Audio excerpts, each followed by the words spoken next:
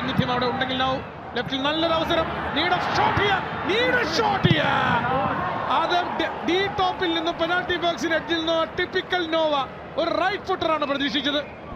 കിട്ടിയ അവസരം നല്ല പോലെ വിനിയോഗിക്കണമായിരുന്നു. അപ്പൊ അത് കഴിഞ്ഞതിന് ശേഷം ആരും ഉണ്ടായിരുന്നില്ല. വേണമെങ്കിൽ കർവ് അവിടേക്ക് തന്നെ സെക്കൻഡ് പോസ്റ്റിലേക്ക് തന്നെ കൊടുത്താലും വേണമെങ്കിൽ പെപ്പറയ്ക്ക് വന്ന് അറ്റംപ്റ്റ് ചെയ്യാം.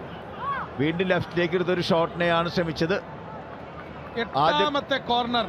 ആദ്യ പകുതിയിൽ 7 കോർണറുകൾ നേടിയെടുത്ത കേരള ബ്ലാസ്റ്റേഴ്സിനെതിരെ ഒരെണ്ണം പോലും നേടാത്ത ഒഡീഷ പക്ഷിത എട്ടാമത്തെ കോർണർ. രണ്ടാം പകുതിയും കേരള ബ്ലാസ്റ്റേഴ്സിന്റെ കോർണറോടുകൂടി ആരംഭിക്കും. നല്ലൊരു curving corner. Goal keeper Amarinder വന്ന് അതിനെ രക്ഷപ്പെടുത്താൻ ശ്രമിക്കുന്നു. പന്ത് പെനാൽറ്റി ബോക്സിന്റെ അകത്തേക്ക് തന്നെ തെറിച്ചു വീണമെങ്കിലും സെക്കൻഡ് ബോൾ ക്യാരി ചെയ്യാൻ പോസ്റ്റിലേക്ക് അടിക്കാൻ ബ്ലാസ്റ്റേഴ്സിന് കഴിയാതെ പോകുന്നു. വീണ്ടും ഒരു കോർണർ കൂടി. എട്ടാമത്തെ കോർണറിലും കേരള ബ്ലാസ്റ്റേഴ്സിന് ഒരു കോർണർ കിക്ക് ഗോളാക്കി മാറ്റുന്ന കൺവെർഷൻ സാധ്യമാകുന്നില്ല.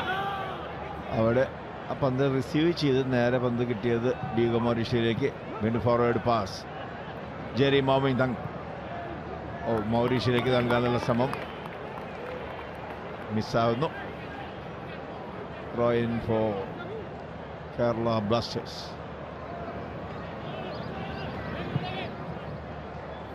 ഇതിനു മുമ്പ് നടന്ന ഹോം മാച്ചിൽ മോഹൻബഗാൻ സ്പോർട്ടിങ്ങിനെ 3-0 പരാജയപ്പെടുത്തിയത് കേരള ബ്ലാസ്റ്റേഴ്സ്. വീണ്ടും ഒരു റൈറ്റ് വിങ്ങിലേക്കുള്ള ബോൾ.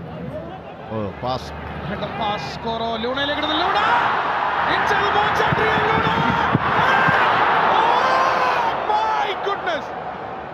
ക്യാപ്റ്റൻ അഡ്രിയൻ ലൂണയുടെ ഇത്രയും ഹാർഡ് വർക്കും നമുക്കൊരു ഗോളായി കൺവെർട്ട് ചെയ്യാൻ കഴിയാതെ പോകുന്നതിന്റെ സങ്കടം ലൂണയുടെ ആ ഇരിപ്പിൽ ആ സങ്കടം മുഴുവനുമുണ്ട്.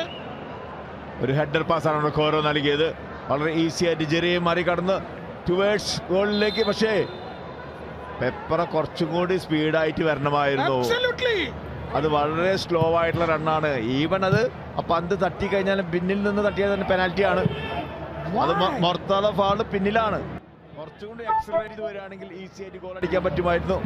നഷ്ടപ്പെടുത്തി കളയുന്നു കേരള ബ്ലാസ്റ്റേഴ്സ്.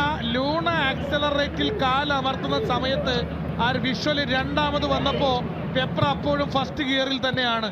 നമ്മൾ ഒരു 3 പേര് ഒരുമിച്ച് അറ്റാക്ക് ചെയ്യുന്ന സമയത്ത് നമ്മളത് കണക്ട് ചെയ്യേണ്ടയാൾ, അത് ഫൈനൽ ഷോട്ട് എടുക്കേണ്ടയാൾ, അയാളും ഒപ്പം ആക്സലറേറ്റ് ചെയ്യണ്ടേ?